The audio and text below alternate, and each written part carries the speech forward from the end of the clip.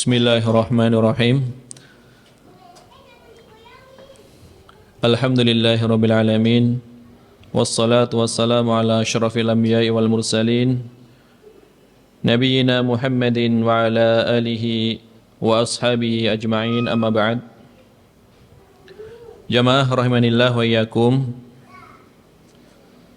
Kita lanjutkan pembahasan terakhir tadi berkaitan dengan dalil yang digunakan oleh jumhur ulama, dalil dari Al-Quran yang menunjukkan bahwasannya tidak boleh bagi seseorang menyentuh mushaf kecuali apabila mereka dalam keadaan suci, kecuali dalam keadaan mereka telah berwudu atau telah mandi, yaitu dari hadas kecil maupun hadas besar. Adapun ayat yang dibawakan ini, para ulama menyatakan makna dari la yamassuhu illal mutahharun, tidak menyentuhnya kecuali yang disucikan. Maksudnya adalah Al-Quran yang ada di sisi Allah Tabaraka wa Ta'ala di Lauh Mahfuz.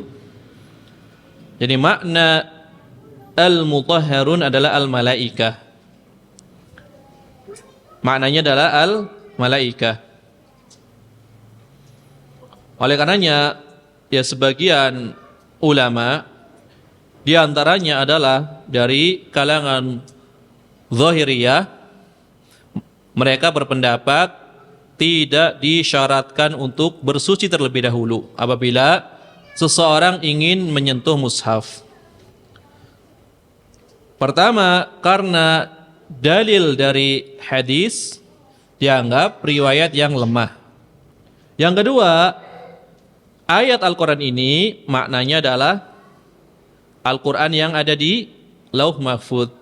Yang disucikan maksudnya adalah para malaikat. Ya, ini diterangkan pula oleh Imam Ibnul Qayyim. Imam Ibnul Qayyim ya sependapat bahwasanya yang dimaksud dengan kitab ya adalah kitab yang ada di tangan para malaikat. Beliau membawakan 10 wajah ya, 10 sisi pendalilan yang menguatkan bahwasanya ya kalimat illal mutahharun maknanya adalah para malaikat. Ya 10 alasan beliau bawakan. Ya.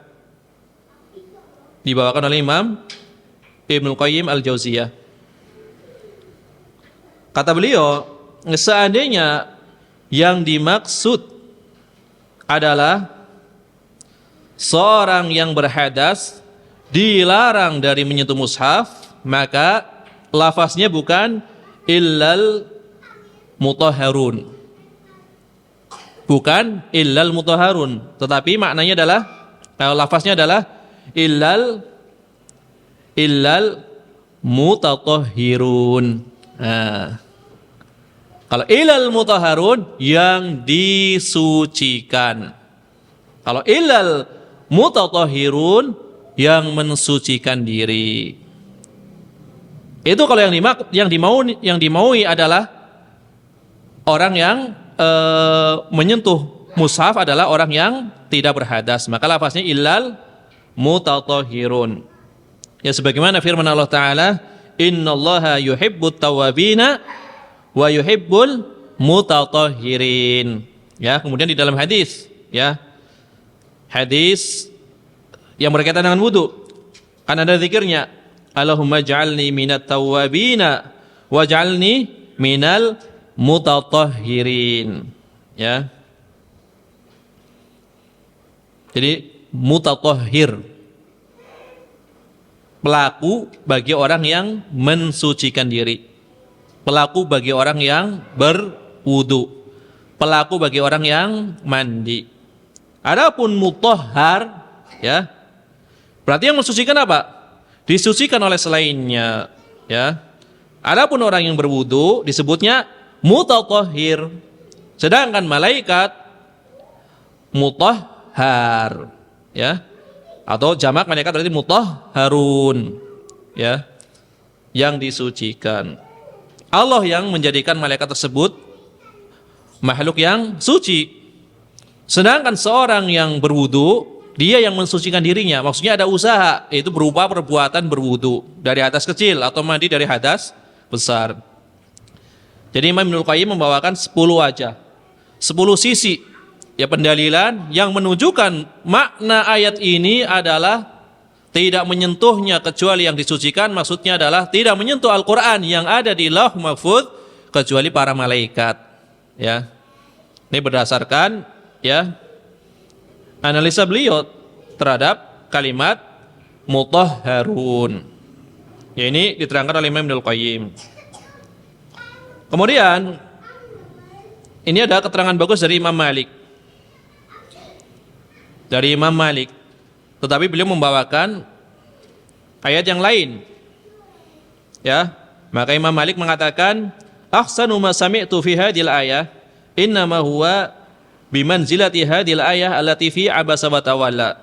Jadi yang dibawakan oleh Imam Malik yang semisal dengan tadi penjelasan Imam Ibnul Qayyim adalah ayat yang ada di surat Abasa wa tawalla. Kan di situ ada firman Allah Ta'ala, "Kalla innaha tadhkirah faman syaa'a dzakara fi suhufim mukarramah." Fi suhufim mukarramah marfu'atim mutahharah. Lihat, ya, bi aidi safarah kiramim bararah. Ya, di situ ada keterangan fi suhufim mukarramah, yang ada pada suhuf, lembaran-lembaran mukarramah yang dimuliakan. Marfu'atim mutahharah, yang ditinggikan dan disucikan. Bi aidi safarah, di tangan para safir, di tangan para duta. Maksudnya para malaikat. Ya. Maksudnya apa? Safarah di sini adalah para malaikat. Bi aidi safarah, yang berada pada tangan-tangan duta safir dari kalangan para malaikat. Dikatakan apa sifatnya? Kiramim bararah, yang mulia lagi taat. Ini sifat malaikatnya. Malaikat yang memegang mushaf tersebut sifatnya adalah kiramim bararah, mulia lagi taat kepada Allah tabaraka taala. Berarti di sini apa? Sebagai penguat, ya, ayat yang ada di dalam surat, ya, Al-Waqiah tadi. Ini adalah, ya, tafsir dari ayat tersebut. Ya, dinukil oleh Imam Ibnul Qayyim. Kemudian dikuatkan oleh Imam Malik. Berarti disepakati. Maksudnya adalah mushaf yang ada di Lauh Mahfuz. Terus apa kaitannya dengan mushaf yang ada di tangan para hamba? Ada di tangan-tangan manusia, ada di tangan-tangan kita. Maka ini Syekhul Islam Ibnu Taimiyah bagus nih istidlalnya. Ya, Syekhul Islam Ibnu Taimiyah bagus. Maka Syekhul Islam Ibnu Taimiyah ketika melihat ayat ini, kemudian melihat para ulama yang berdalil dengan ayat tersebut untuk menyatakan haramnya menyentuh mushaf kecuali bagi orang yang suci, maka beliau mengatakan, atau dibawakan oleh ulama yang menukil beliau, bahwasanya ayat ini adalah kaitannya dengan dikaitkan dengan bab tanbih wal isyarah. Ya, babnya adalah tanbih wal isyarah. Tanbih apa di sini? Ada peringatan. Isyarah ada isyarat. Ayat ini memang tidak tegas menunjukkan bahwasanya seorang yang berhadas itu tidak boleh menyentuh Al-Quran. Memang tidak tegas. Cuma di sini ada tanbih, ada peringatan dan ada isyarat yang halus, ya. Kemudian disebutkan wa huwa annahu idza kanatis suhuf allati fis samai la yamassuha illal mutahharun fakadzalika suhuf allati bi aidina minal Qur'an la yanbahi, ya, an yamassaha illa tahirun. ketika mushaf yang ada di langit itu tidak boleh disentuh kecuali oleh hamba-hamba yang disucikan, demikian pula sudah selayaknya mushaf yang ada di tangan kita, itu dari Al-Quran, tidak selayaknya disentuh kecuali oleh orang yang berada dalam kondisi bersuci, telah bersuci. Jadi ada isyarat. Ini kan sama-sama kalamullah, ya kan? Kalau yang di langit hanya disentuh bagi hamba-hamba yang telah disucikan, itu para malaikat, maka tidak selayaknya mushaf yang di tangan kita tidak selayaknya disentuh kecuali bagi orang yang telah bersuci. Jadi ada isyarat dan tanbih, ya.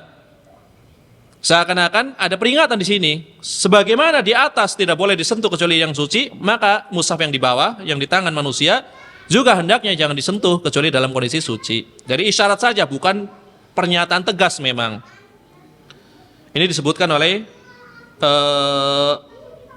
Imam Ibnul Qayyim. Beliau menukil dari gurunya, Syekhul Islam Ibnu Taimiyah.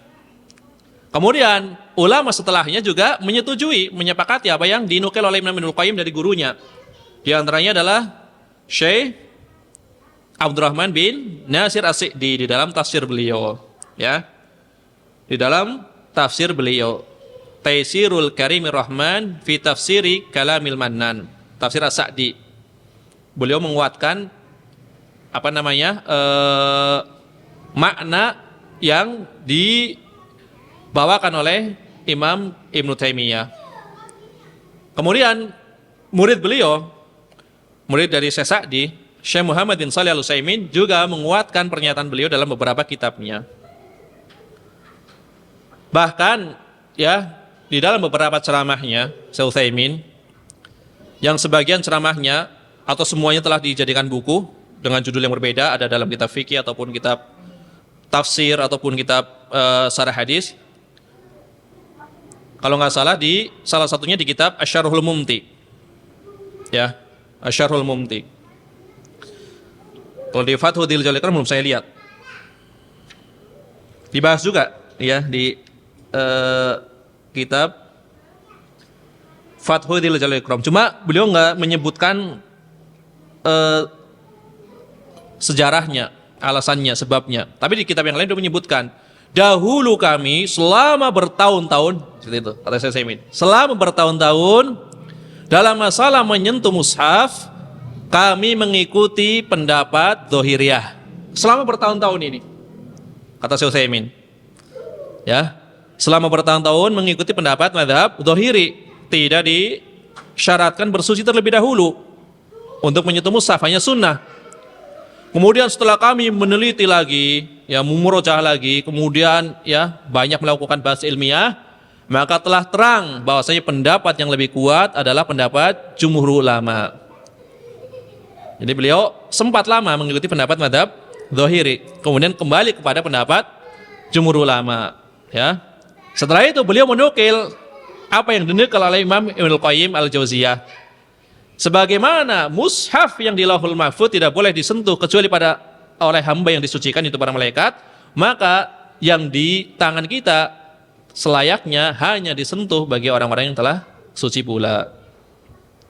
Jadi dalilnya bukan hadis yang dhaif tersebut, ya.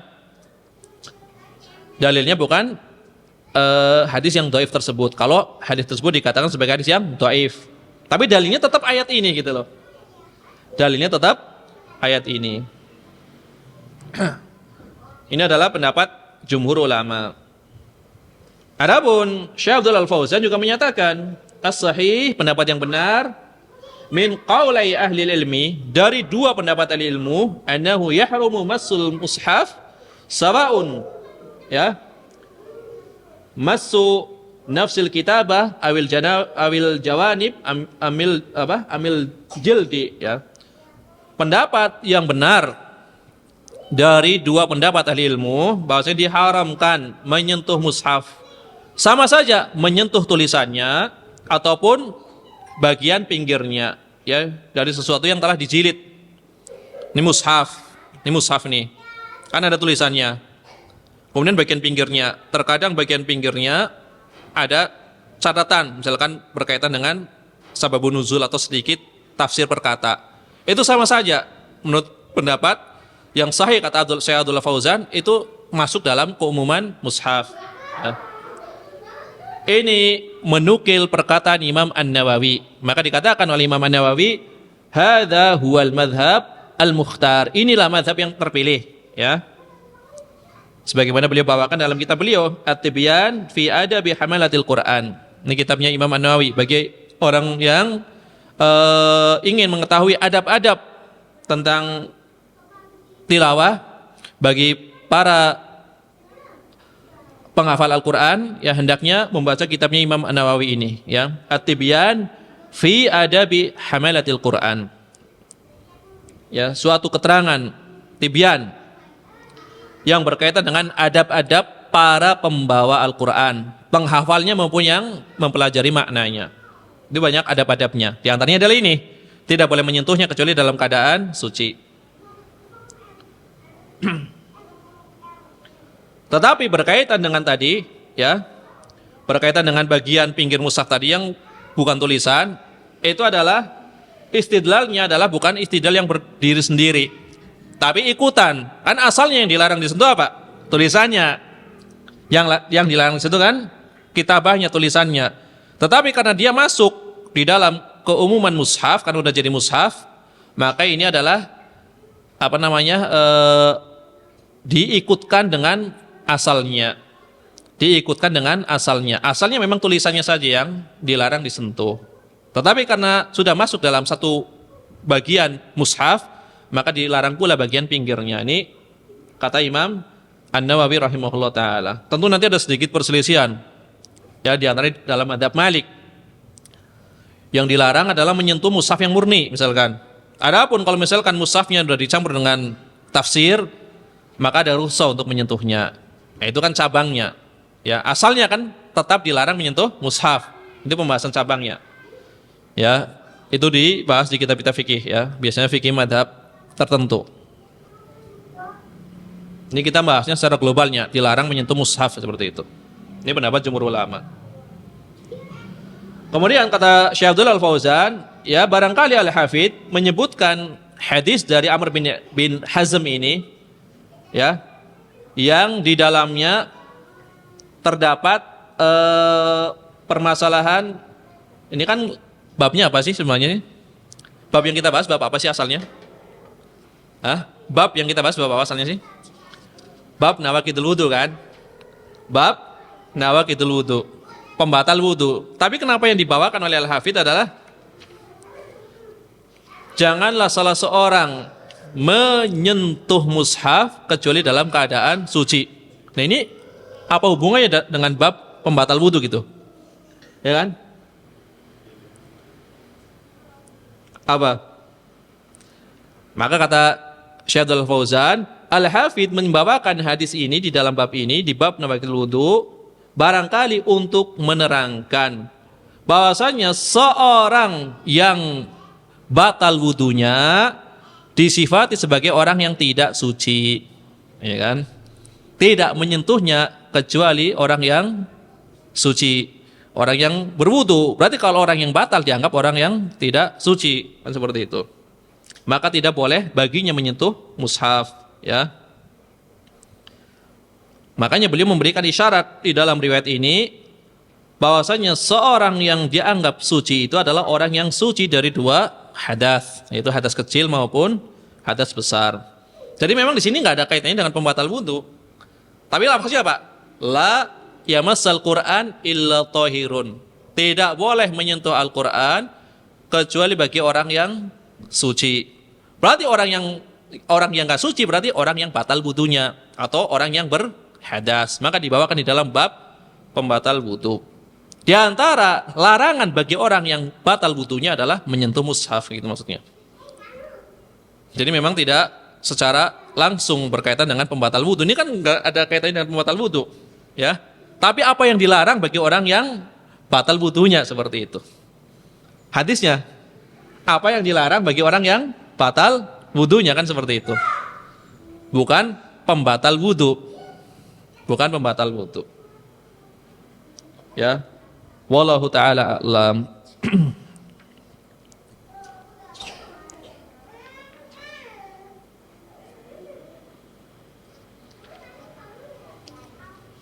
Ini ada beberapa pelajaran dari Syekh Utsaimin. Bacakan nggak ya?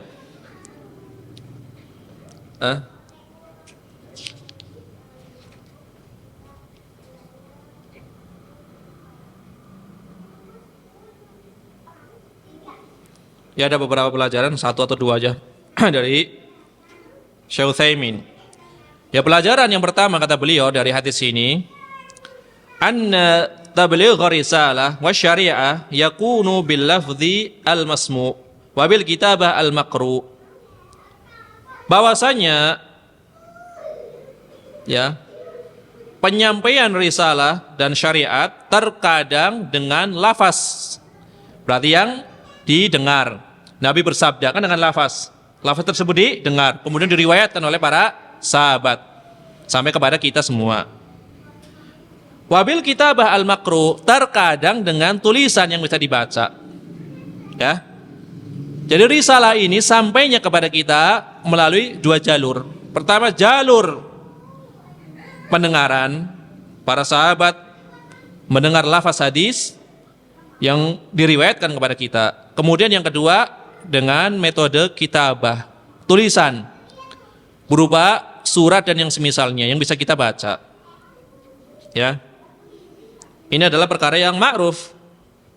Karena Nabi SAW jelas ya sabdanya diriwayatkan. Kemudian surat-suratnya sampai ya. Ada kalanya surat yang berkaitan dengan apa? Ajakan masuk Islam. Ya kepada para raja. Misalkan ke Kaisar Romawi, kemudian ke raja dari Persia. Ini berkaitan untuk apa? Mengajak masuk Islam. Atau yang berkaitan dengan hukum-hukum tadi. Hukum zakat, hukum haji, kemudian hukum tentang pidana, kan ditulis. Atau kalau dikatakan sahih dulu riwayat yang berkaitan dengan apa? Berkaitan dengan larangan apa? Larangan memanfaatkan kulit bangkai. Ya kan ada kitabnya. Apabila datang kitabku ini, janganlah kalian memanfaatkan sedikit pun dari kulit bangkai. Walaupun nanti ditakwil, maksudnya adalah memanfaatkan langsung sebelum disamak. Tapi intinya apa? Hadisnya berupa kitab, berupa surat, berupa tulisan. Walaupun nanti ada perdebatan antara Imam Syafi'i dengan Ishaq Ibn Rahawayh. Kata Imam Syafi'i, hadis yang didengar langsung, berarti masmu ini dengan lafaz, itu lebih kuat ya daripada hadis yang bentuknya surat. Tapi dijawab oleh Ishaq Ibn Rahawayh, Nabi SAW mengirim surat kepada raja-raja dan surat itu menjadi hujah antara raja-raja tersebut dengan Allah Tabaraka wa Ta'ala. Jadi kedudukannya apa? Ya sama, baik yang didengar maupun yang dibaca dari tulisan. Jadi dua metode. Ya. Lafaz langsung atau berupa tulisan. Ini pelajaran yang pertama. Yang kedua, jawazu kitabatil hadis, bolehnya menulis hadis. Ya.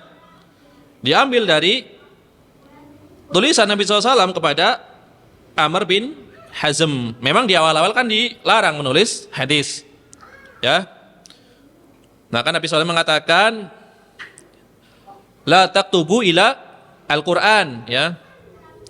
Janganlah kalian menulis dariku kecuali Al-Quran. Barang siapa yang menulis dari Al-Quran, falyamhu, hendaknya apa? Dihapus itu tulisannya. Itu awal-awalnya.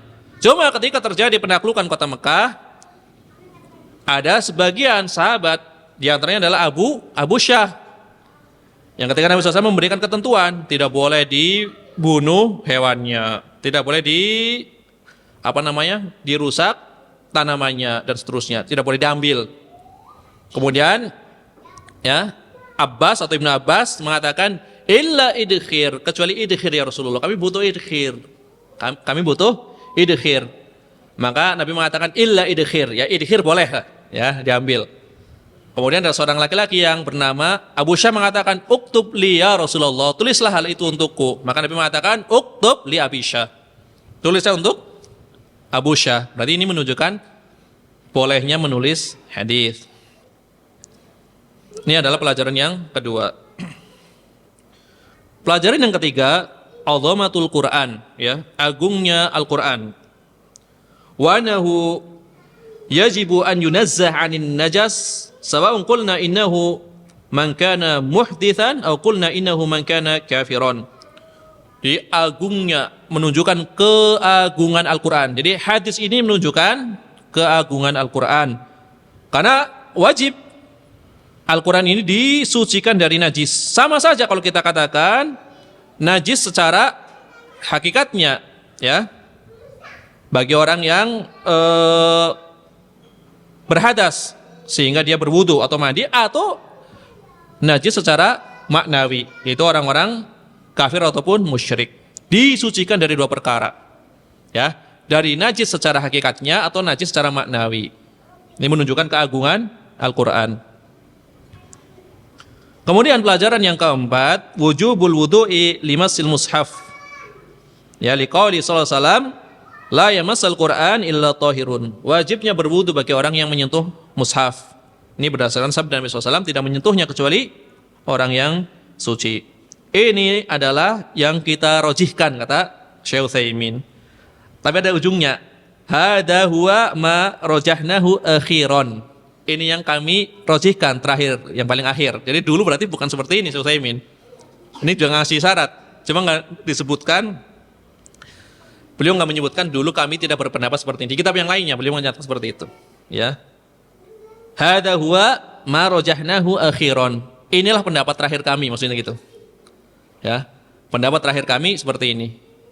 Jadi misalkan ada rekaman Syekh Utsaimin yang lalu, kemudian di situ mengatakan tidak mengapa menyentuh mushaf, berarti dihapus. Dengan apa? Dengan pendapat terakhir beliau. Kalau sekarang bisa dilacak pendapat terakhirnya. Ini Syekh Utsaimin kan rujuk dari pendapatnya. Kalau ulama terdahulu bagaimana melacaknya? Dari murid-muridnya. Kapan Imam Ahmad mengatakan? Makanya banyak riwayat dari Imam Ahmad bin Hanbal, karena di tahun ini beliau berpendapat A, nanti di tahun berikutnya ternyata apa? Pendapatnya B. Tapi tidak bisa dilacak dengan rekaman sebagaimana, ya, zaman sekarang. Kalau sekarang bisa. Ya, sekarang bisa.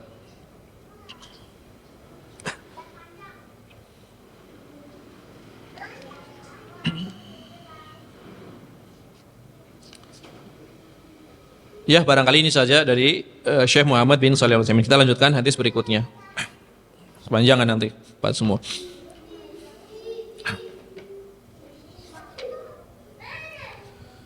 Yaitu yang berkaitan dengan az-zikru la yushtaratu lahu al-wudu. Berzikir itu tidak disyaratkan berwudu. Bagi orang yang ingin berzikir itu tidak disyaratkan berwudu terlebih dahulu. Ini pembahasannya. Qala al-mu'allif rahimahullah taala an Aisyah radhiyallahu anha qalat, dari Aisyah radhiyallahu anha, beliau berkata, kana Rasulullah sallallahu alaihi wasallam yadhkurullaha ala kulli ahyanihi. Rasulullah sallallahu alaihi wasallam senantiasa berzikir kepada Allah pada setiap waktu. Ahyan maknanya waktu. Nanti ada ahyan, ada ahwal, keadaan. Di sini yang dibahas adalah waktunya, dalam segala waktu, ya. Jadi Nabi SAW senantiasa berzikir kapanpun, ya, setiap waktu beliau berzikir. Maksudnya seperti itu. Ini kan umum. Ini umum nggak? Nabi SAW senantiasa berzikir kepada Allah sepanjang waktu, setiap waktu. Berarti kan ini umum, tapi yang dimaui adalah khusus, gitu. Ya, lafaznya umum, tapi yang dimaui adalah khusus. Kan nggak mungkin Nabi SAW berzikir dengan lisannya ketika misalkan qadha hajat. Ini menunjukkan kullu itu maknanya terkadang sebagian, kan gitu. Tapi bukan menguatkan kullu bid'atin dhalalah maksudnya. Berarti sebagian bid'ah adalah sesat, sebagian neraka. Bukan membahas itu, bukan. Maksudnya kullu memang terkadang maknanya bukan keseluruhan, hanya mu'dhamnya kebanyakannya gitu. Ya. Jadi adalah Rasulullah SAW senantiasa berzikir kepada Allah di setiap waktunya. Maksudnya kebanyakan waktunya gitu. Ya. Kebanyakan waktunya. Ini kalau menggunakan lisan. Adapun dalam hati tentu bisa. Ya. Nanti akan kita terangkan riwayat-riwayat tersebut insyaallah taala. Rawahu Muslim, ya, hadis ini riwayat Imam Muslim, wa 'allaqahu Al-Bukhari. Dan Imam Bukhari membawakannya secara ta'liq. Membawakan riwayat ini secara ta'liq itu secara mu'allaq. Ya. Imam Muslim membawakan di dalam kitab sahihnya. Imam Al-Bukhari juga membawakan dalam kitab sahihnya, tetapi secara ta'liq mu'allaq. Jadi mu'allaq adalah hadis yang dibuang awal sanadnya secara berurutan maupun tidak. Yang jelas ada keterputusan sanadnya. Ya, hadis mu'allaq. Bisa dari Nabi SAW, bisa dari sahabat, langsung dibuang. Ya, sanad awalnya.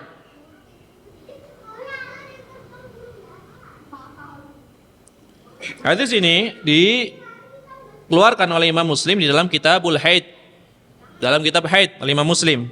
Ya. Kemudian pensyarahnya membawakan bab zikrullah ta'ala fi halil janabah wa ghairiha. Berzikir kepada Allah dalam keadaan janabah, junub dan selainnya. Berarti dalam keadaan berhadas, ya. Zikrullah ta'ala, mengingat Allah, berzikir kepada Allah ta'ala dalam keadaan dia junub ataupun selain junub. Berarti dalam keadaan berhadas. Berarti apa? Tidak disyaratkan untuk bersuci terlebih dahulu kalau untuk berzikir. Ya. Zikir yang dimaui adalah zikir secara mutlak, bukan zikir khusus. Al-Qur'an disebutkan khusus. Kan Al-Qur'an adalah disebut zikir juga. Tapi kalau secara mutlak maksudnya zikir selain Al-Qur'an. Karena ketika dalam kondisi janabah, Nabi SAW tidak membaca Al-Qur'an. Ini maksudnya selain Al-Qur'an. Ya, dari jalur Khalid bin Salamah, dari Al-Buhai, ya, yang namanya adalah Abdullah bin Bashar, dari Urwah. Urwah berarti siapa? Keponakan Aisyah, dari Urwah dari Aisyah. Ya, Urwah seorang tabi'in. Urwah adalah seorang tabi'in, adik dari Abdullah bin Zubair, ya, seorang yang gagah perkasa dan menjadi khalifah,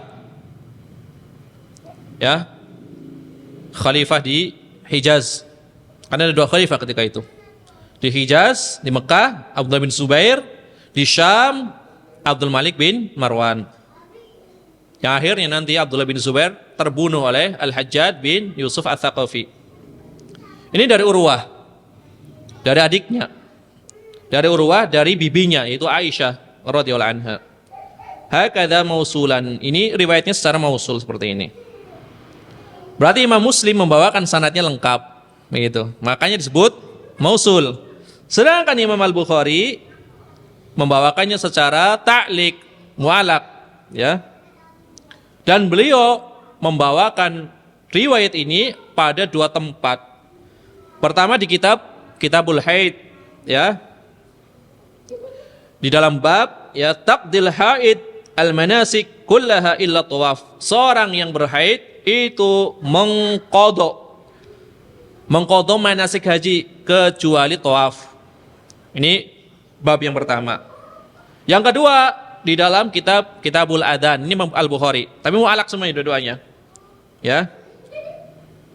Di dalam kitab Adzan beliau membawakan bab hal yatatabba'u al-muadzin fahu hahuna wa hahuna.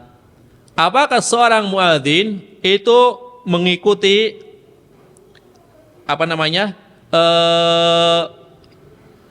suaranya, ya, gerakan tubuhnya mengikuti mulutnya, bukan suaranya.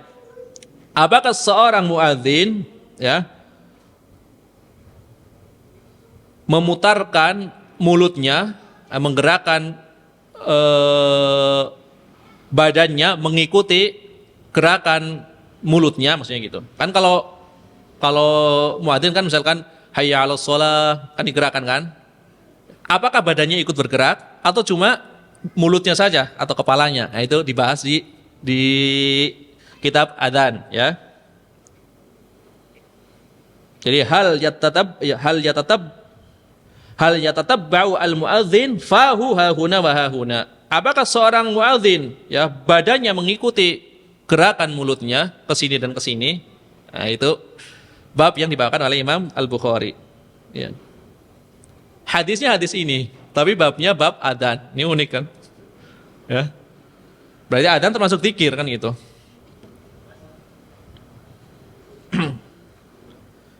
Tadi mu'allaq ya, mu'allaq apa? Yang dibuang dari awal sanadnya, satu rawi atau lebih, ya. Atau dibuang semuanya, langsung habis. Qala Rasulullah SAW kan habis semua, ya kan? Qala Rasulullah SAW ini habis semua atau sebagiannya, ya, sebagiannya. Baik riwayat yang sifatnya mu'allaq maupun yang marfu dibuang, ya. Ini disebutkan oleh Al-Hafidz Ibnu Hajar di dalam Hadyus Sari. Ya, kitab Hadyus Sari atau Huda Sari. Sebagian mengatakan Huda, sebagian mengatakan Hadyu. Iya, maknanya sama. Huda sama Hadyun kan sama. Adapun setelah kita mengetahui ya riwayat ini adalah riwayat Muslim, maka berarti riwayat ini adalah riwayat yang sahih. Walaupun Al-Imam Al-Bukhari memang mensahihkan, cuma karena rawinya tidak sesuai dengan syarat Imam Al-Bukhari. Tentunya kan sahih bertingkat-tingkat. Syarat Imam Al-Bukhari itu lebih ketat. Karena lebih ketat, maka beliau hanya membawakan riwayat ini secara ta'liq, bukan secara mausul, karena ada rawi yang meskipun menurut ulama yang lain telah terpenuhi syarat-syarat untuk menjadikan hadis tersebut sahih, Imam Bukhari masih kurang. Kan kita telah mengetahui bagaimana ketatnya syarat Imam Al-Bukhari. Harus benar-benar diketahui adanya Pak pertemuan antara rawi ya berikutnya. Tidak hanya pengetahuan mereka hidup sezaman. Kalau sezaman menurut ulama yang lain memungkinkan adanya pertemuan, tapi Imam Bukhari harus dipastikan mereka benar-benar diketahui pernah bertemu, pernah bermajelis. Jadi kan berat kalau seperti ini. Maka hampir seluruh ulama setelahnya tidak ada yang menggunakan syaratnya Imam Al-Bukhari. Yang digunakan adalah syaratnya Imam Muslim, ya. Saking beratnya. Ini menunjukkan apa berarti? Kitab Sahih Bukhari lebih apa? Lebih sahih dari Imam Muslim dari sisi ini. Ya, Sahih Bukhari lebih sahih daripada Sahih Muslim. Ini berbeda dengan sebagian pendapat kebanyakan orang-orang Maghrib atau Maroko yang lebih mengunggulkan Sahih Muslim daripada Sahih Bukhari. Maka orang-orang Maghrib, ya, daerah Maghrib itu rata-rata yang dikaji baik secara lisan itu berupa muhadharah, ceramah ataupun secara tulisan pasti Sahih Muslim. Sedikit sekali yang mengkaji Sahih Bukhari. Karena bagi mereka Muslim lebih sahih. Ya. Pertama, tertibnya jelas lebih tertib. Yang kedua, seluruh riwayat yang ada kaitannya dengan bab ditempatkan di satu tempat. Tidak tercecer di mana-mana. Kemudian yang ketiga, riwayat mu'alaknya sedikit. Ada yang mengatakan 1, ada yang mengatakan 6, ada yang mengatakan 12 maksimal, ada yang mengatakan 13. Sedangkan di Bukhari sangat banyak riwayat mu'alaknya. Itu. Ya. Berarti riwayat ini adalah riwayat yang sahih. Adapun ucapan Aisyah,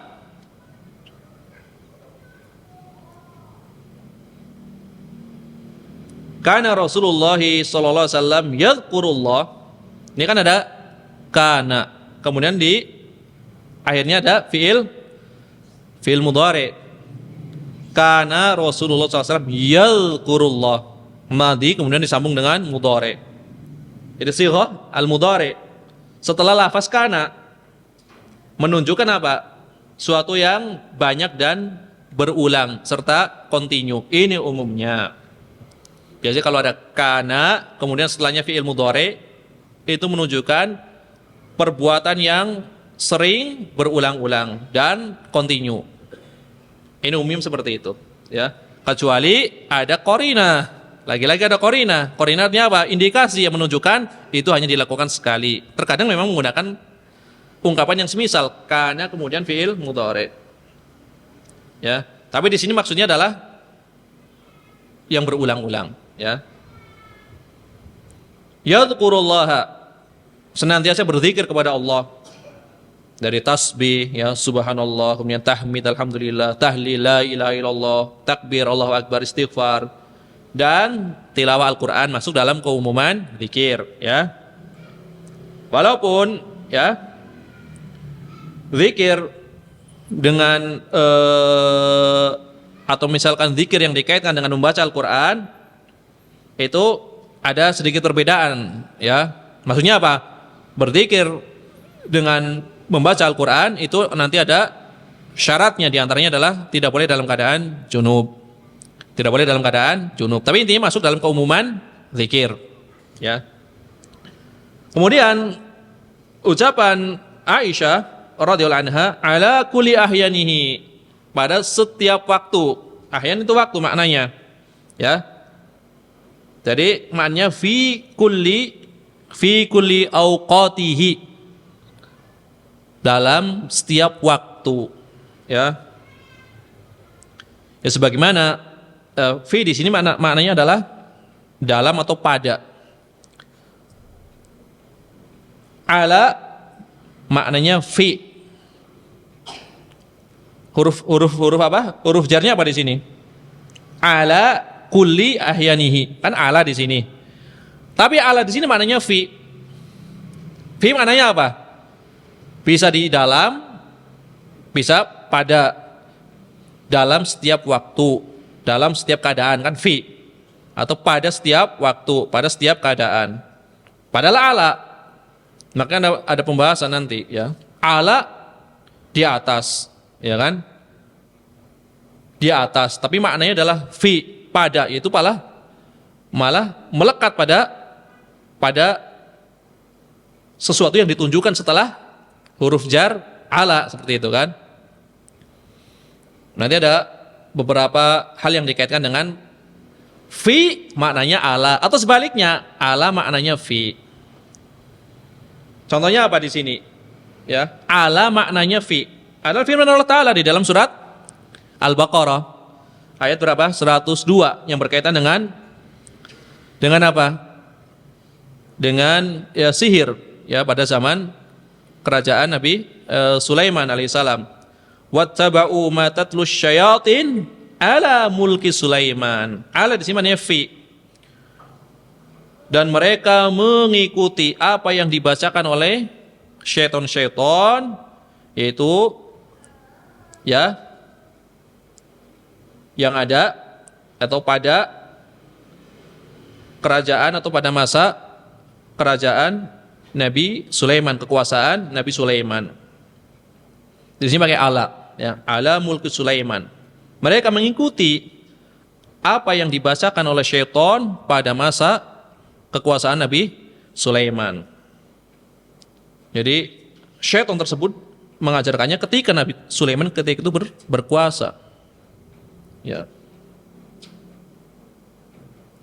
Kemudian wadahulal Madinah ala hini ghaflatin min ahliha, dan dia masuk ke Madinah, ke kota, ala hini ghaflatin, pada waktu di sini, ya. Itu fi maknanya, pada waktu mereka pada waktu penduduknya lalai, ketika penduduknya lalai, ya.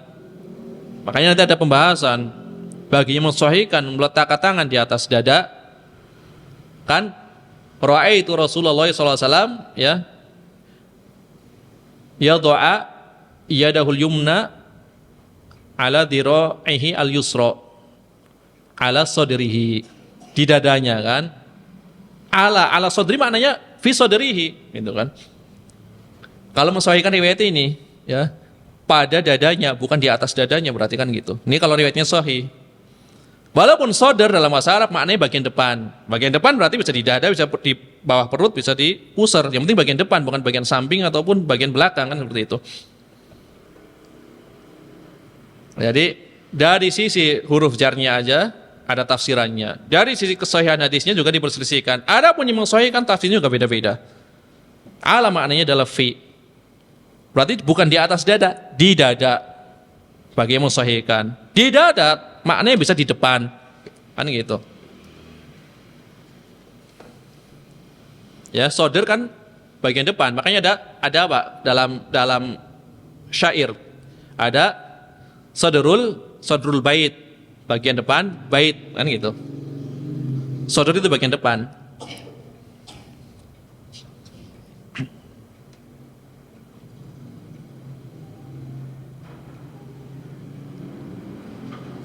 Kemudian pelajaran-pelajaran yang bisa diambil dari hadis ini, al-haditsu dalilun ala anna dzikrullahi ta'ala la tushtaratu lahu at-taharah. Hadis ini sebagai dalil bahwasanya zikir, ya, zikrullah itu tidak disyaratkan bersuci terlebih dahulu. Jadi berzikir itu, zikrullah, berzikir kepada Allah itu tidak disyaratkan bersuci. Bal yajuzu zikrullah ta'ala ala kulli halin minal ahwal. Bahkan boleh berzikir kepada Allah dalam segala keadaan.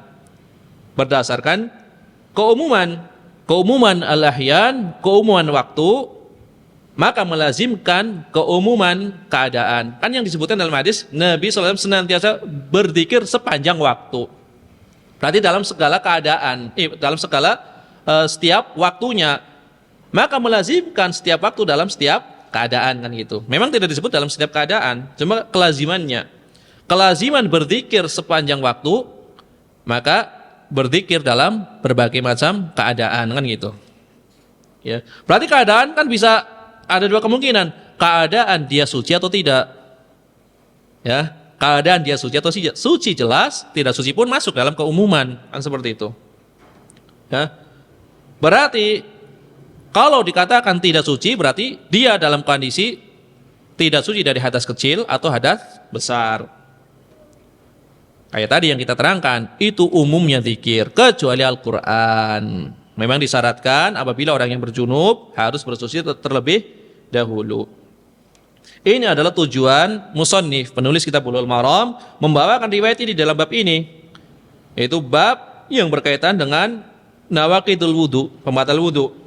Ya, orang yang batal wudunya tidak terhalangi dari berzikir kepada Allah. Itu maksud Al-Hafidz.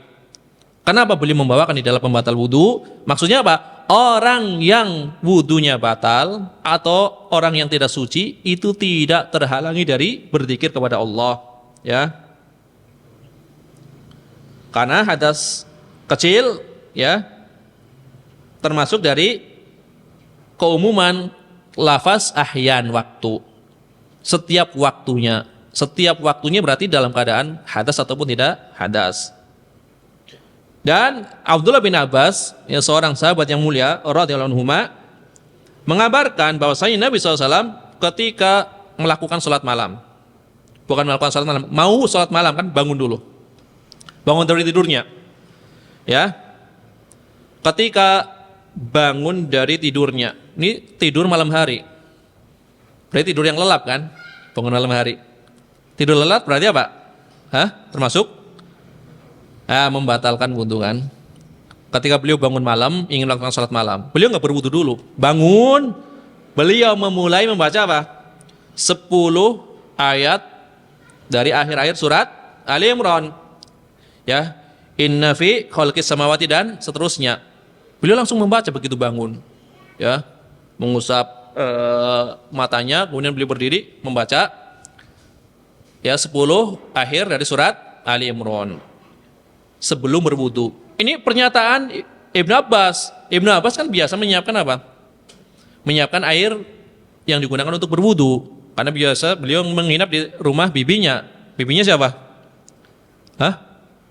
Istri Nabi SAW siapa? Bibinya Ibnu Abbas.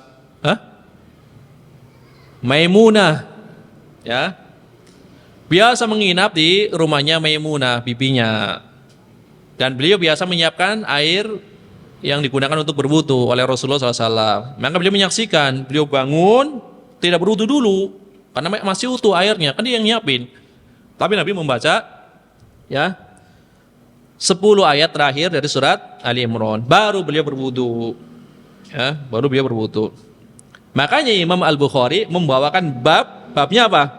Babu qiraatil Quran ba'dal hadas wa ghairihi. Bab membaca Al-Quran setelah berhadas dan selainnya. Ya. Berarti bab apa? Seorang yang membaca Al-Quran setelah dia berhadas. Tadinya suci kemudian berhadas, dia langsung membaca Al-Quran atau keadaan yang lainnya. Ya. Ini Imam Al-Bukhari membawakan bab tersebut.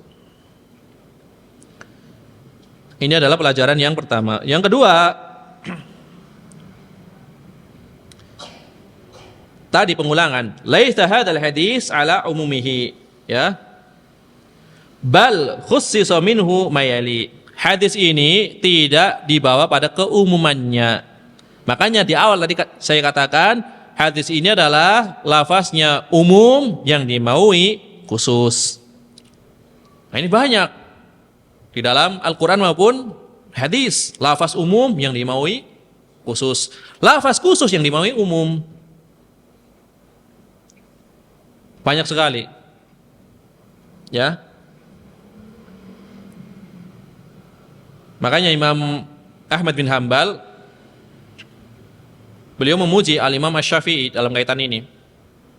Kami dahulu tidak mengetahui di dalam Al-Quran lafaz umum yang dimaui khusus, atau sebaliknya lafaz khusus yang diinginkan adalah umum. Kemudian tidak tahu apa itu nasikh, apa itu mansukh. Tidak tahu kami sebelum duduk di majelisnya pemuda ini, yaitu Al-Imam Asy-Syafi'i.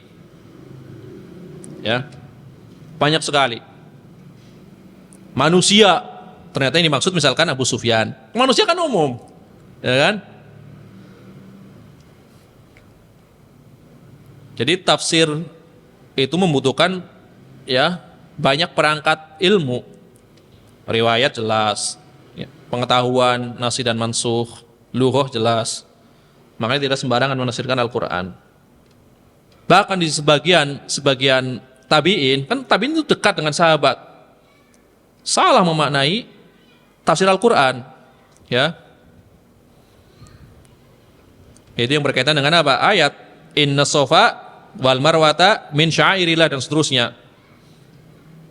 Ada kesalahpahaman dari Urwah bin Zubair. Akhirnya ditanyakan kepada bibinya Aisyah, maksudnya nggak seperti itu tafsirnya. Nanti ada pembahasan insya Allah. Padahal masih dekat masanya, ya. Jadi banyak seperti itu. Nah, hadis ini tidak boleh dibawa kepada keumumannya. Kalau keumumannya dalam kondisi apapun boleh baca Quran, ya. Karena zikir kan masuk di dalamnya tilawah Al-Quran. Maka dikhususkan dari keumuman hadis ini perkara-perkara khusus ini. Yang pertama, tilawatul Quran halal janabah, membaca Al-Quran ketika junub. Ini kekhususan, ya. Berdasarkan hadis dari Ali bin Abi Thalib. Beliau mengatakan gini, karena Rasulullah SAW yuqri'unal Quran malam yakun junuban. Adalah Rasulullah SAW senantiasa membacakan Al-Quran kepada kami. Membacakan Al-Quran kepada kami, dikte, ya. Adalah Rasulullah SAW senantiasa membacakan Al-Quran untuk kami. Malam yakun junuban, selama beliau tidak junub. Kalau nggak junub, beliau senantiasa membacakan Al-Quran kepada kami, ya. Insya Allah akan datang nanti riwayatnya, ya. Kemudian mengomentari riwayat ini Al-Hafidz Ibnu Rajab Al-Hambali. Tadi sebenarnya banyak nukilan Ibnu Rajab, cuma nggak saya bawakan semua karena berkaitan dengan ilmu riwayat. Ini fikihnya maka saya bawakan, ya. Imam Ibnu Rajab Al-Hambali, ya, dalam kitab beliau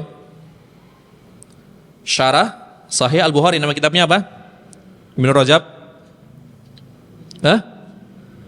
Fathul Bari sama dengan Ibnu Hajar. Ibnu Hajar itu niru saja. Sebagian ulama mengatakan mengikuti namanya saja. Jadi Fathul Bari pertama adalah karya Imam Ibnu Rajab Al-Hambali. Baru Ibnu Rajab kedua karya Al-Hafidz Ibnu Hajar Al-Asqalani. Imam Ibnu Rajab di dalam Fathul Bari mengatakan, ya, fihi dalilun ala anna dzikra la yamna'u minhu hadathun wala janabah. Di dalam hadis ini bahwasanya berzikir itu bagi orang yang berhadas, maksudnya hadas kecil ataupun junub, ya. Jadi orang yang hadas kecil, orang yang berhadas kecil ataupun orang yang junub itu tidak terhalang dari berzikir. Ini asalnya seperti itu. Belum selesai. Walaysa fihi dalilun ala jawazi qiraatil Qur'anil junub. Tetapi di dalam hadis tersebut tidak menunjukkan kebolehan seorang yang junub untuk membaca Al-Qur'an, ya. Lianna dzikrullah ta'ala idza utliqa la yuradu bihi Al-Qur'an. Karena zikrullah, berzikir kepada Allah ketika dimutlakan, maknanya adalah bukan membaca Al-Qur'an. Itu, ya. Maknanya bukan membaca Al-Qur'an. Berarti seluruh zikir selain Al-Qur'an boleh. Baik seorang dalam keadaan hadas kecil maupun hadas besar, itu junub, itu boleh. Seluruh zikir kecuali Al-Qur'an, ya. Nanti akan ada pembahasannya di dalam babul husli, bab mandi. Mandi dari apa? Mandi dari janabah, ya. Kalau mandi biasa nggak usah dimasukin bab, ya. Mandi biasa ini mandi yang wajib maksudnya, ya. Jadi di dalam hadis ini terdapat dalil seorang yang berhadas ataupun junub tidak terhalang dari berzikir kepada Allah. Tetapi bukan maksudnya adalah membaca Al-Qur'an. Karena zikir apabila dimutlakan maknanya adalah selain Al-Qur'an. Ini kata Al-Hafidz Ibnu Rajab Al-Hambali di dalam Fathul Bari, ya, fi syarhi sahihi Al-Bukhari. Beda huruf jarnya doang, ya. Fathul Bari fi syarhi Sahih Al-Bukhari. Ini Ibnu Rajab. Kalau Ibnu Hajar bi pakai huruf jarnya ba, bi syarhi, ya. Bi syarhi Sahih Al-Bukhari. Kalau Ibnu Rajab fi. Ya, fi sama bi doang bedanya. Kemudian pelajaran berikutnya dari pelajaran kedua. Ini kan turunan dari pelajaran kedua, ya. Keumuman riwayat ini dikhususkan. Yang pertama adalah bagi orang yang membaca Al-Qur'an. Yang kedua, az-zikru halal baul wal ghaid wal jima'. Kekhususan berikutnya adalah bagi orang yang sedang baul, kencing, ya, kemudian ghaid, ya, buang air besar, dan jima', ya. Tiga keadaan ini, kencing, kemudian buang air besar, kemudian jima', kan masuk dalam keumuman ahyan, keumuman waktu. Tapi dikatakan Nabi berzikir setiap waktu, tapi dikeluarkan pula dari, ya, tiga keadaan ini, dikecualikan tiga keadaan ini, ya. Fa innaha min jumlatil ahyan al-madhkurah ma'anahu yukrahu adzikru bilisan fi hadhil ahwal. Masuk dalam keumuman waktu kan tiga perbuatan ini. Orang sedang kencing, sedang buang air besar, sedang jima, kan masuk dalam keumuman waktu. Tetapi apabila seorang berzikir pada tiga waktu tersebut, ini dimakruhkan, ya. Ini sebagian ulama mengatakan makruh, sebagaimana pernyataan dari Imam An-Nawawi dan selainnya, ya. Berarti yang dimaksud Nabi berzikir pada setiap waktu adalah keadaan sebagian besar waktu beliau, ya, sebagian besarnya, ghalibnya atau mu'dhamnya, ya. Dikatakan mu'dhamuha, sebagian besarnya beliau gunakan untuk berzikir secara lisan. Adapun kalau dalam hati, ya, sepanjang waktu memang. Ini secara lisan maksudnya, ya.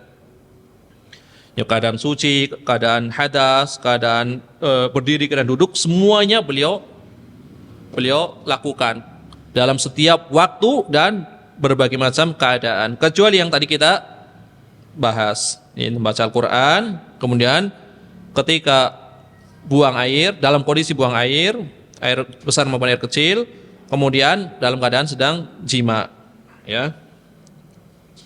Ini zikir menggunakan lisan. Adapun dalam hati, ya semuanya, ya kan tidak diucapkan, ini yang diucapkan.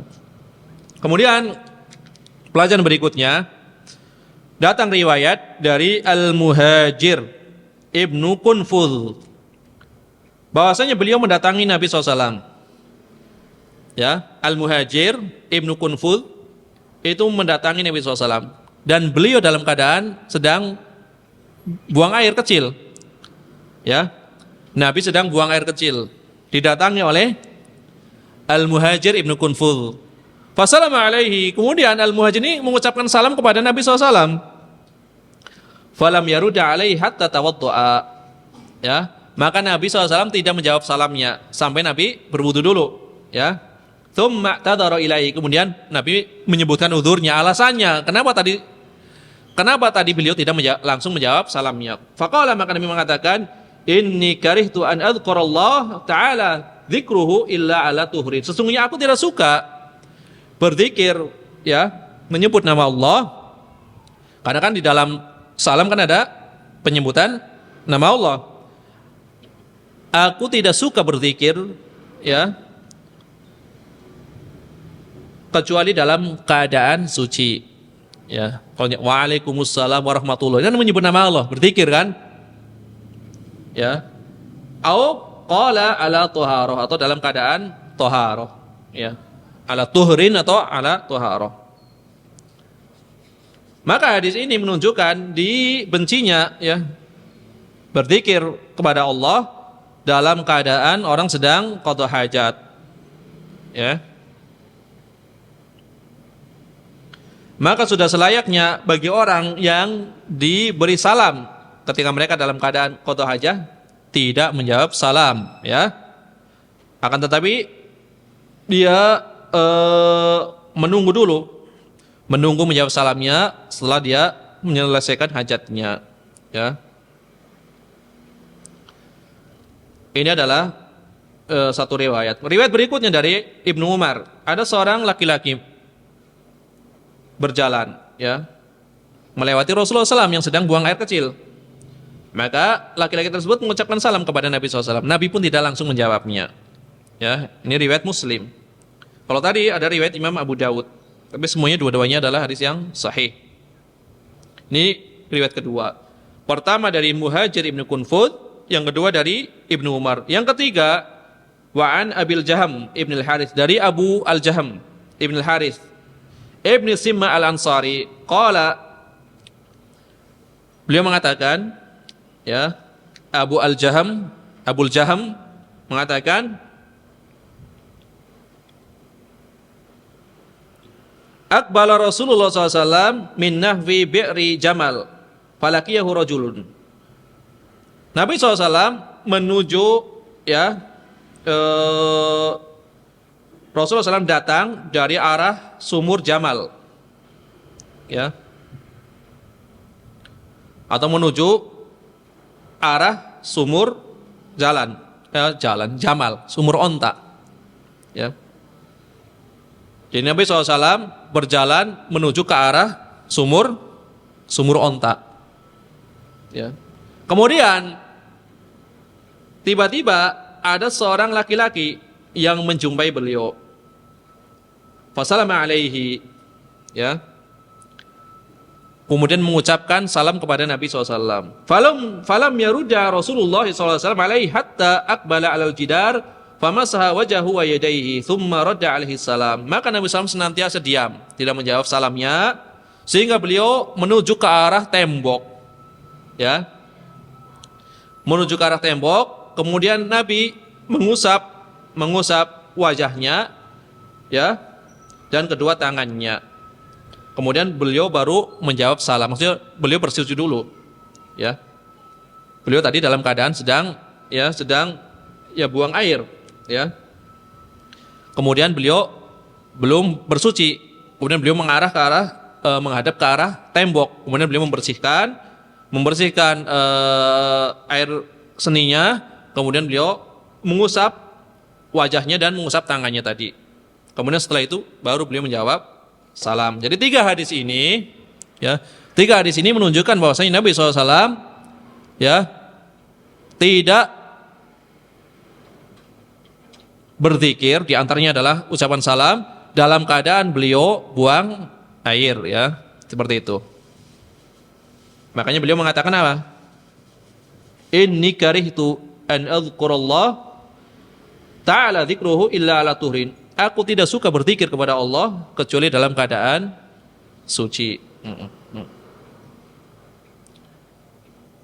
Di sini tadi Nabi SAW menghadap ke arah tembok setelah bersuci dari hadas, dari najis, maka beliau bertayamum, ya. Beliau bertayamum. Kan dikatakan famasaha wajhahu wa yadayhi. Nabi mengusap, bukan membasuh, mengusap wajahnya dan kedua tangannya. Berarti bertayamum, ya. Bertayamum baru menjawab salamnya.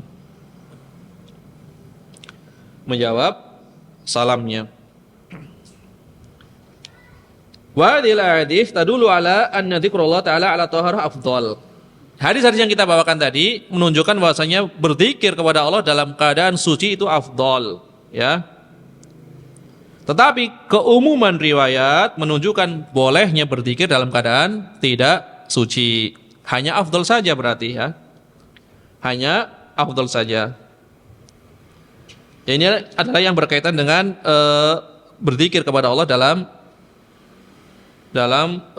segala keadaan, ya. Dalam segala keadaan, dalam setiap waktu. Yang maksudnya adalah kebanyakannya, ya, kebanyakannya. Karena ada beberapa kondisi khusus tadi yang tidak dianjurkan untuk berzikir. Ya, sebagian berpendapat makruh, sebagian berpendapat haram, ya. Sebagian berpendapat makruh, sebagian berpendapat haram. Inilah beberapa pelajaran yang bisa diambil dari hadis ini. Jam berapa? Ya. Hah?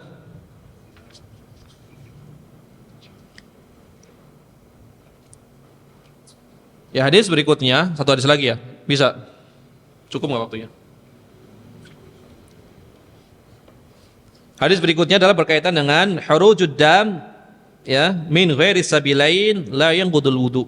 Keluarnya darah dari selain dua jalan, dari selain kubul dan dubur, itu tidak membatalkan wudu.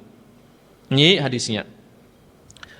Qala al-mu'allif rahimahullah taala an Anas bin Malik radhiyallahu anhu, dari Anas bin Malik radhiyallahu anhu, anna Nabi sallallahu alaihi wasallam ihtajama wa shalla wa lam yatawadda. Bahwasanya Nabi SAW pernah berbekam.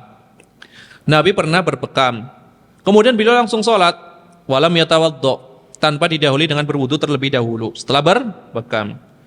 Akhrajahu ad-Daruqutni. Hadis ini diriwayatkan oleh Imam ad-Daruqutni. Walayanahu, tetapi Imam ad-Daruqutni melemahkan riwayat ini. Ya. Imam ad-Daruqutni melemahkan riwayat ini, ya. Hadis ini tadi dikatakan diriwayatkan oleh Imam ad-Daruqutni. Kemudian dari jalur yang semisal oleh Imam Al-Baihaqi di dalam kitab Sunan beliau. Beliau yaitu Imam Al-Baihaqi meriwayatkan hadis ini di dalam kitab Sunan dan di dalam kitab Al-Khilafiyat. Jadi banyak kitab beliau. Kitab yang berkaitan dengan riwayat Imam Al-Baihaqi sangat banyak. As-Sunan Al-Kubra atau Al-Kabir, As-Sunan As-Sughra, kemudian kitab Al-Khilafiyah. Kemudian nanti ada kitab yang berkaitan dengan ijma, kemudian athar, banyak sekali riwayatnya. Jadi gudangnya riwayat, ya, dari kalangan Syafi'iyah yang paling banyak di antaranya Imam Al-Baihaqi. Dan sebagaimana telah kita terangkan, Banyak ulama yang mengatakan seandainya Imam Al-Baihaqi mau bikin madhab sendiri, niscaya mampu karena begitu banyak riwayat yang beliau ketahui, ya. Mengumpulkan seluruh dalil-dalil yang ada di dalam madhab Syafi'i telah selesai tuntas oleh Imam Al-Baihaqi. Dalil-dalil yang berupa athar atau riwayat dalam banyak kitab beliau. Yang paling besar adalah kitab As-Sunan Al-Kabir tadi yang paling besar.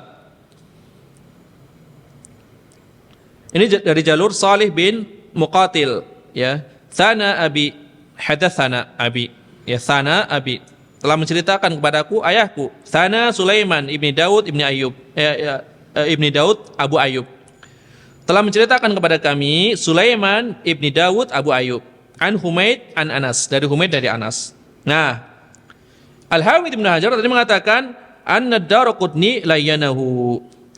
Imam Ad-Daraqutni ini melemahkan, maksudnya melemahkan sanadnya, ya, melemahkan sanadnya.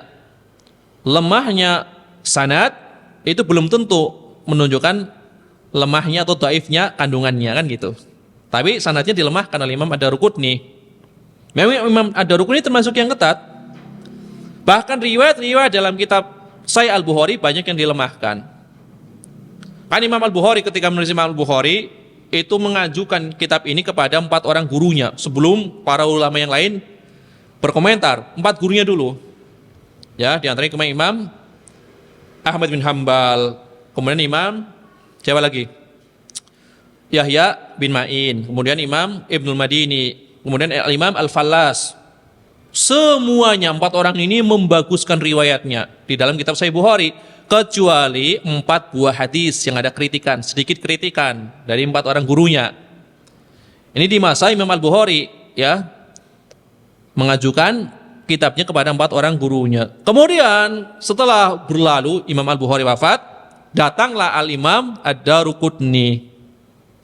Al-Imam Ad-Daraqutni, seorang yang dikatakan Amirul Mukminin fil hadis di masanya, ya. Kalau seorang dikatakan Amirul Mukminin di dalam hadis, berarti penguasaan riwayatnya di luar biasa. Nah, beliau nulis kitab khusus yang mengkritik riwayat-riwayat di dalam Sahih Al-Bukhari. Banyak sekali yang dilemahkan oleh Imam Ad-Daraqutni. Ternyata apa? Pendapat ulama belakangan setelah Imam Ad-Daraqutni, ternyata yang lebih benar adalah pendapatnya Imam Al-Bukhari. Ya. Jadi mengkritik Sahih Al-Bukhari luar biasa dengan ilmu, bukan dengan kejahilan sebagaimana sebagian orang melemahkan riwayat Imam Al-Bukhari dengan hawa nafsu, nggak cocok dengan akal, masa ada hadis ini dan seterusnya, nggak sesuai dengan akal berarti lemah.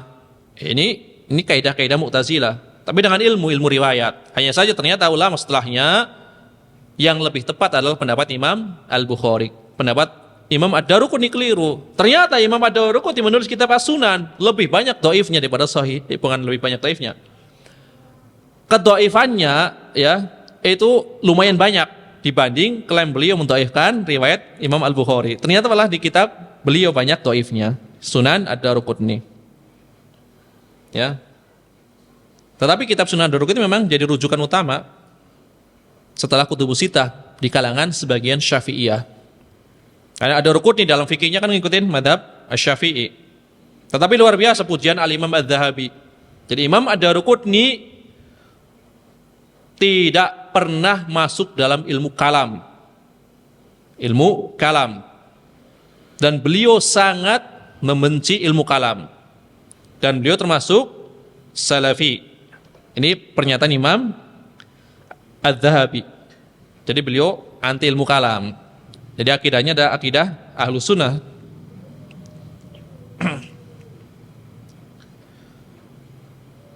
Jadi Imam Ad-Daraqutni melemahkan sanadnya, ya.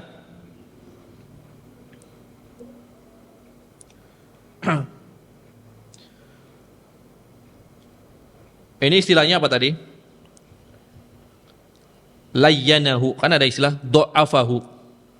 Sama-sama maknanya lemah.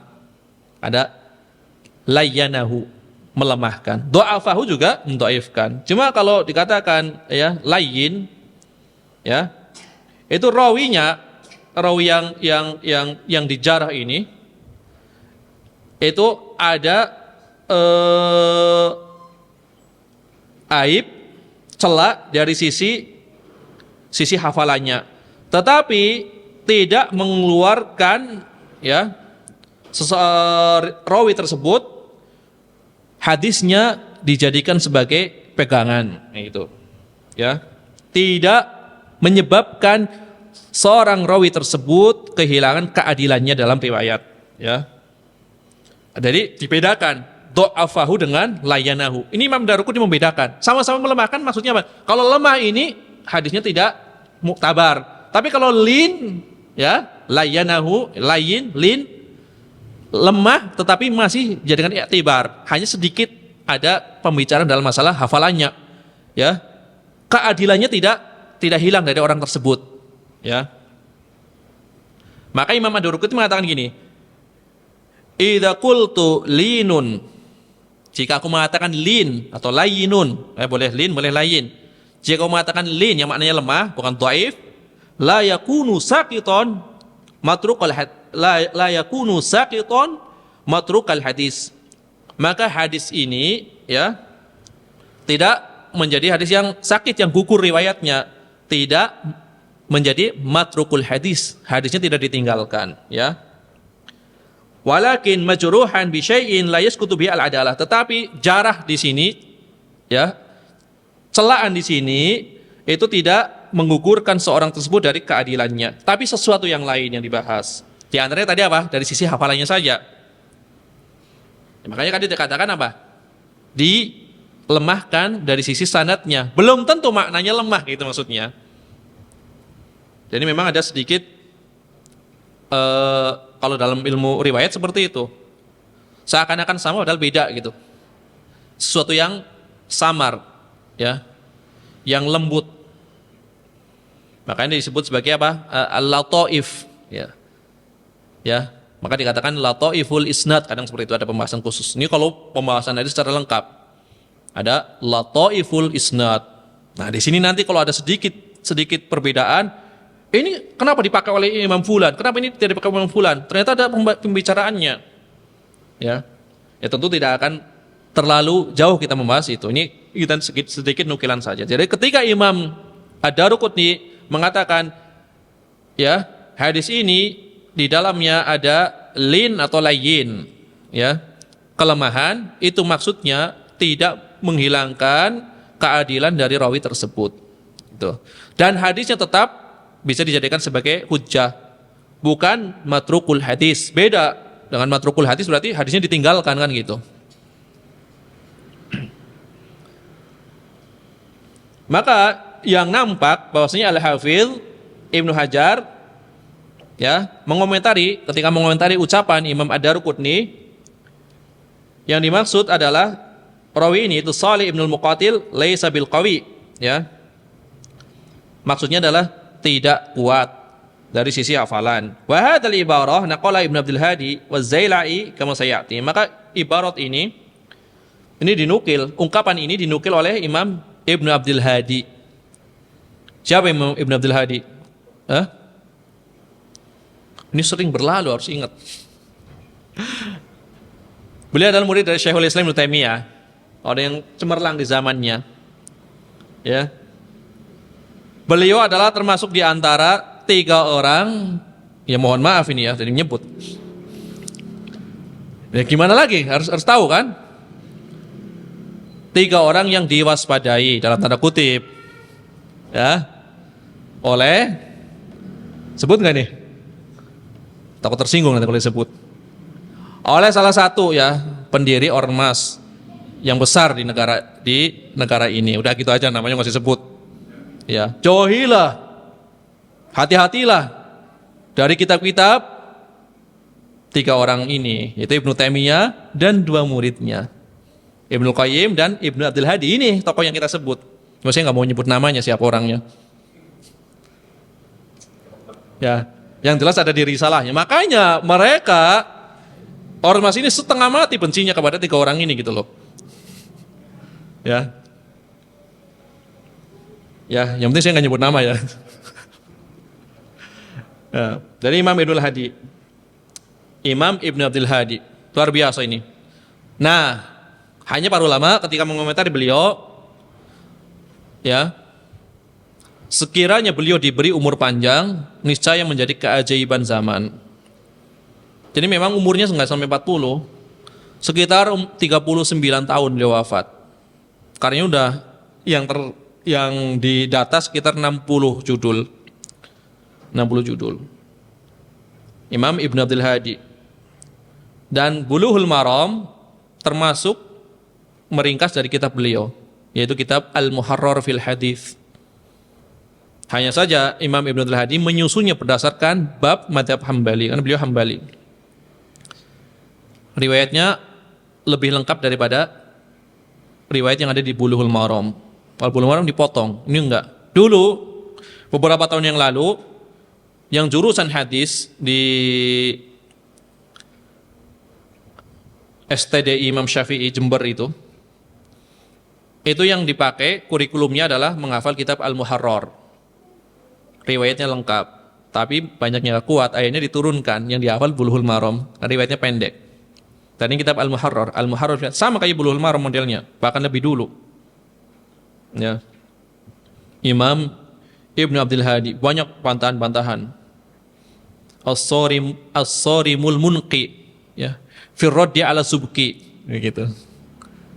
Pedang yang terhunus, yang tajam di dalam bantahan terhadap As-Subki. Kan Subki membantai Ibnu Taimiyah. Bantah lagi oleh Ibn Abdul Hadi, kan gitu. Ya. Ya, ibarat ini yang dibawakan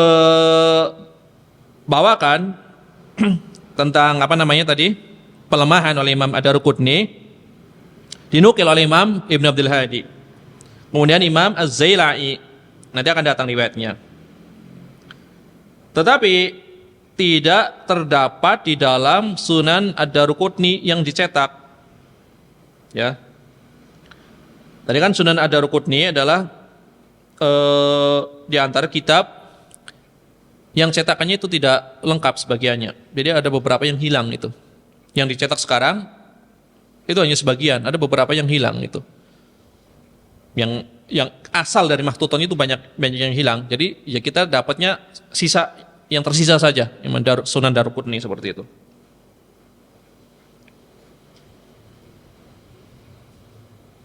Tetapi orang-orang terdahulu yang masih berpegang pada makhtutot, tulisan tangan, tentu mengetahui ada riwayat ini dalam Sunan Ad-Darqutni. Kita bicara di Ad-Darqutni yang tercetak sekarang, yang telah ditahqiq itu banyak yang hilang. Sebagaimana kitab Ibnu Taimiyah kan, kitab tentang bantahan bagi orang yang mempertentangkan antara dalil nakal dari Al-Quran Sunnah dan akal, itu kan sampai kepada kita tidak lebih dari sepertiga, tapi telah dicetak menjadi cetakan yang mudah dibaca. 2/3-nya hilang. Demikian juga kayak tadi Sunan Al-Mu'jam Al-Kabir kayak At-Tabrani, 5 jilid besarnya hilang. Termasuk Imam Darqutni. Nah, pernyataan ini tidak ada pada cetakan Sunan Ad-Darqutni yang sekarang. Tetapi ulama terdahulu, di antaranya yang wafat pada tahun 682 Hijriah, ya tentunya setelah Imam Darqutni, itu menulis kitab takhrij. Ya. Takhrijul ahadits ad-dhi'ah min Sunanin Darqutni. Apa maksudnya? Tahrij dari hadis yang dhaif dari Sunan Darqutni. Berarti asalnya ada riwayat ini gitu loh. Tapi yang sampai kepada kita hilang gitu riwayatnya. Ya. Bahkan ada nukilan langsung dari Imam Darqutni. Sulaiman ibnu Daud laisa bil qawi. Ya. Sulaiman ibnu Daud tidaklah kuat, bukan rawi yang kuat. Ada pernyataan ini pada makhtutot yang sekarang hilang, gitu. Kemudian di dalam kitabnya Imam Al-Maqdisi, ya, Imam Al-Maqdisi, yaitu Abdul Ghani Al-Maqdisi, berarti kan setelah Ad-Darqutni, ya. Man takallama fihi Ad-Darqutni min kitabis Sunan. Dia adalah orang yang dibicarakan oleh Imam Ad-Darqutni dalam kitab beliau As-Sunan. Ini yang Abdul Ghani Al-Maqdisi. Ya. Yang wafat tahun 600-an Hijriah. juga menukil. Orang tadi adalah orang yang disebutkan, dibicarakan oleh Imam Ad-Daruri dalam sunannya. Ternyata cetakan Imam Ad-Daruri sekarang tidak ada pernyataan itu, berarti hilang makhtutotnya. Jadi makhtutot benar-benar berharga. Ya kata sebagian masyayikh, ini makhtutot lebih berharga daripada emas dan permata ibaratnya, karena ilmu di dalamnya, ilmu para salaf. Ya, berarti apa? Nah, ini kata Syekh Abdullah Fauzan, wa hada yadulu ala anna kitab sunan fihi saqat. Ya. Wa hada yadullu ala anna kitab sunan fihi saqat. Ini menunjukkan kitab Sunan Ad-Darqutni yang sekarang itu banyak yang hilang, itu. Ya. Makanya wajar ya. Banyak perbedaan naskah. Perbedaan naskah, kemudian perbedaan cara meramunya itu. Namanya padang hilang kan? Ya, ini kan ada naskah yang hilang, kemudian mau dicetak menjadi sebuah kitab. Tergantung dari ngambil dari naskah yang mana ya. Tapi yang jelas asalnya ada, kan dibuktikan oleh dua orang ini tadi. Ya, ini para hafid di zamannya. Ya, Al-Hafid Al-Ghassani menyatakan ada. Kemudian Al-Hafid Abdul Ghani Al-Maqdisi menyatakan ada. Ternyata sekarang wujudnya nggak ada gitu loh. Ya. Ini adalah sedikit ya pembicaraan mengenai ternyata banyak kitab yang ada sakotnya, banyak yang hilang seperti itu. Ini agar diketahui. Jadi betapa banyak ya ternyata ya, ilmu-ilmu yang bermanfaat ternyata sebagiannya adalah banyak yang hilang. Sampai kalau ini kita kan bukan peneliti kitab, hanya menukil. Nah, sebagian ini peneliti kitab itu sangat menyayangkan kitab-kitabnya Ibnu Rajab Al-Hambali. Mereka meneliti kitab dari makhtuthat itu menyayangkan. Ini seandainya kitab ini sampai, ya ini seandainya yang dibolehkan, kan ada dua seandainya. Ya seandainya yang haram, seandainya yang ini maksudnya suatu pernyataannya menunjukkan betapa bagusnya kalau kitab itu ada, bukan seandainya dalam arti menyesal terhadap ketetapan Allah, bukan maksudnya. Ini untuk memuji maksudnya. Ketika mereka mentahqiq, meneliti kitabnya Ibnu Rajab Al-Hambali dari Sarah Jami Tirmidzi. Ya, ada yang menyebutnya Sunan Tirmidzi, ada yang menyebutnya Jami At-Tirmidzi. Tinggal bagian kitab Ilal yang berkaitan dengan ilah hadis sama satu potongan kitab Libas.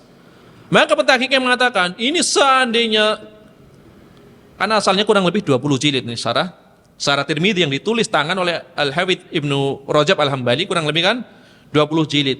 Ini hilang semua. Ada yang mengatakan dimakan tikus atau yang selainnya. Ini seandainya Sarah Tirmidzi Ibnu Rajab Al-Hambali sampai kepada kita, niscaya kita tidak butuh sarah lain gitu loh. Ini menunjukkan apa? Betapa bobot ilmiahnya sangat tinggi gitu. Ya. Ternyata yang sampai hanya bagian akhirnya, itu pun dijadikan sebagai pegangan oleh setiap ya di antara mahasiswa yang kuliah di jurusan hadis yang berkaitan dengan Ilal. Syarah Ilal At-Tirmidzi ya. Lil Hafidz Ibnu Rajab Al-Hambali. Jadi pasti orang yang bergelut dengan kitab itu sangat menyayangkan. Aduh, kitab ini kenapa nggak sampai seperti itu. Idenya seperti itu. Ya. Berarti yang sampai kepada kita dari Sunan Darqutni adalah tidak seutuhnya, ya, banyak sebagian yang hilang. Makanya ketika kita misalkan membaca kitab-kitab syarah, ini kitabnya misalkan memang dekat dengan Imam Ad-Darqutni. Kemudian di kitab tersebut dikatakan ada ini. Ternyata faktanya nggak ada. Itu bukan berarti mereka keliru atau bohong, ya. Ya di antaranya kayak tadi, asalnya ada gitu loh, asalnya ada, ya. Asalnya ada, ternyata hilang gitu, sampai kepada kita hilang. Maka kita tahu dari mana? Ya dari para pensarah yang dulu pernah menukil kitab-kitab mereka. Apalagi dikuatkan dari para hufal, ya. Bukan hanya satu orang, beberapa hufaz menyatakan ada pernyataan itu. Kan jadi tahu. Walaupun pernyataan langsungnya yang kita lihat nggak ada sekarang, tapi dari nukilan kitab yang lainnya. Sama kayak nisbat kitab. Kan nisbat kadang diperselisihkan, ini kan dia siapa sih? Karena Ibnu Qayyim atau siapa? Kan gitu. Terkadang cara menguatkannya apa? Dari kitab Ibnu Qayyim yang lain, telah aku tulis risalah, namanya ini. Oh, berarti ini benar-benar kitab Ibnu Qayyim, kayak gitu. Karena ada yang salah nisbat, ada yang salah nisbat. Bukan kitab Ibnul Qayyim, tapi dikatakan kitabnya Ibnul Qayyim. Tapi kalau yang ditegaskan, aku telah menulis risalah khusus dalam kitab ini, misalkan Madarijus Salikin. Oh, berarti Madarijus Salikin adalah karya Ibnul Qayyim karena beliau sendiri yang menyatakannya. Ada beberapa kitab yang ternyata bukan milik Ibnul Qayyim dinisbatkan kepada Imam Ibnul Qayyim. Ada juga nih kitab Syarah Arba'in Nawawi. Yang paling sering ya salah nisbat adalah kepada Imam Ibnu Daqiqil Id. Ya.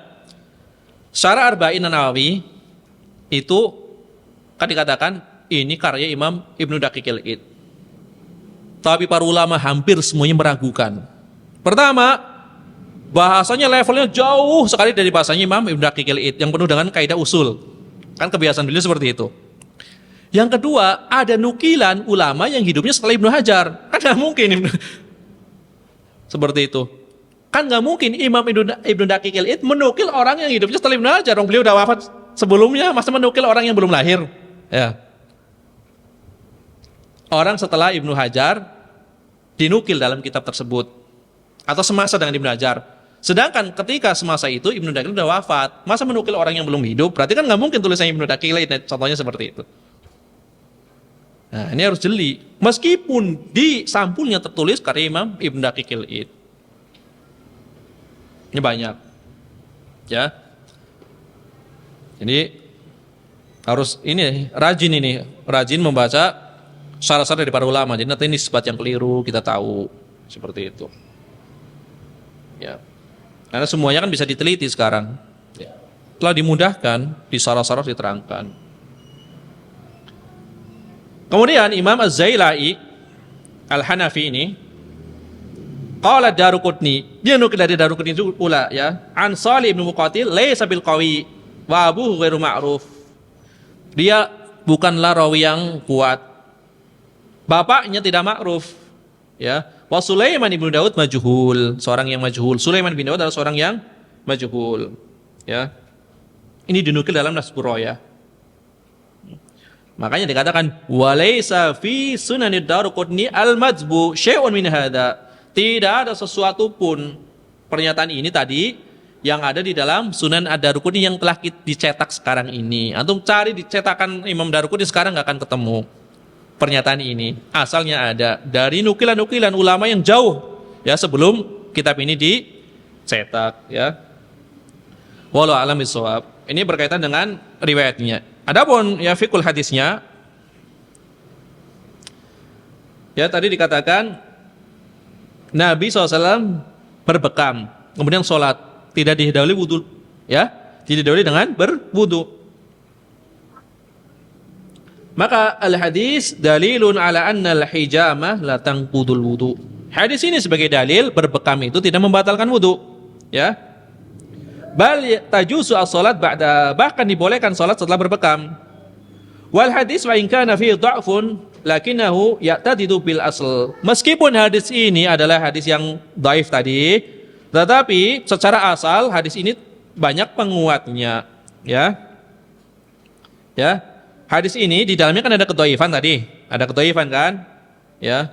Tetapi hadis ini kuat maknanya dengan asal seseorang dalam keadaan selamat toharohnya kan gitu, tidak terangkat dari hukum asal kecuali dengan dalil syar'i yang menunjukkan pembatal wudu dengan nyata kan seperti itu. Maka termasuk diantaranya adalah setiap darah yang keluar dari badan dari selain dua dalil dari selain dua jalan, ya jalan depan maupun belakang. Seperti apa? Mimisan, kemudian darah yang keluar dari gigi, kemudian dari luka, kena panah dan seterusnya, ya sama saja banyak maupun sedikit. Secara umum memang itu asalnya tidak membatalkan wudu. Jadi hadis ini ada kedhaifan tapi dikuatkan dengan kaidah asal. Hukum asalnya seorang yang suci dalam keadaan tetap berwudu, ya itu tidak menjadi batal kecuali ada dalil syar'i yang tegas menunjukkan hal tersebut. Nah ini, walaupun nanti ada khilaf tentunya, tapi saya nggak akan membahas panjang lebar, sedikit ya. Pernyataan Syekhul Islam Ibnu Taimiyah, ya. Pernyataan dari Syekhul Islam Ibnu Taimiyah. Wa qad tanazza'al ulama'u fi khurujin najasah min ghairi sabilain. Para ulama berselisih yang berkaitan dengan keluarnya najis dari selain dua jalan. Kan darah termasuk najis menurut jumhur ulama. Tapi keluarnya dari selain dua jalan, ya. Sebagaimana telah kita sebutkan tadi, ya. Ya fasdu, hijama, mimisan dan seterusnya, maka madhab Malik dan Syafi'i menyatakan tidak batal wudu, tidak membatalkan wudu. Ini madhab apa? Malik dan Syafi'i. Adapun madhab Hambali dan madhab Abu Hanifah, walaupun nanti ada sedikit rincian, ya ada sedikit rincian. Umumnya dulu madhab Hanafi dan madhab Ahmad, keluarnya perkara-perkara yang najis, karena najis umum di dalam madhab Hambali, ada darah maupun muntah, ya. Menurut madhab Hanafi dan madhab Hambali itu membatalkan wudu. Ini umumnya, hanya Hambali khusus apabila banyak, kayak gitu loh. Paham bedanya sini? Hambali disyaratkan apa? Keluarnya banyak. Kalau sedikit dimaafkan gitu. Tapi dua-duanya secara umum, najis yang keluar dari selain dua jalan itu membatalkan wudu. Hanya beda rincian. Hambali disyaratkan banyak, Hanafi enggak. Makanya pengikut madhab Hanafi kalau habis sikat gigi, habis berwudu kemudian sikat gigi misalkan, keluar darah, itu harus sampai darahnya hilang baru wudu lagi. Ya. Ini adalah dua madhab secara umum. Adapun madhab yang lebih kuat adalah ya madhab jumhur ulama. Adapun Hambali kan tadi dikaitkan dengan apabila banyak, kalau sedikit kan dimaafkan seperti itu. Sebagaimana telah kita bawakan kisahnya Imam Abu Hanifah yang sholat di belakang pengikut madhab Malik, habis berbekam, ya kan? Kan berbekam menurut madhab Abu Hanifah Pak? Ya membatalkan wudu, sedikit maupun banyaknya kan tidak dibedakan. Tapi Imam Abu Hanifah tetap bermakmum kepada imam tersebut. Kemudian ketika dikomentari, kenapa engkau sholat padahal engkau berpendapat membatalkan wudu, keluar darah, apakah aku tidak boleh sholat di belakang Malik? Maksudnya dia kan pengikut madhab Malik, ya. Kayak gitu kalau nggak salah Khalifah Abu Ja'far Al-Mansur, ya. Jadi ini adalah pelajaran dari hadis ini. Berbekam, keluar darah, berarti keluar dari selain dua jalan, tidak membatalkan wudu, ya. Wallahu a'lam bissawab. Ya subhanakallahumma bihamdika asyhadu an la ilaha illa anta astaghfiruka wa atubu ilaik. Wa sallallahu wasallam ala nabiyina Muhammad wa ala alihi wa sahbihi ajma'in walhamdulillahi rabbil alamin.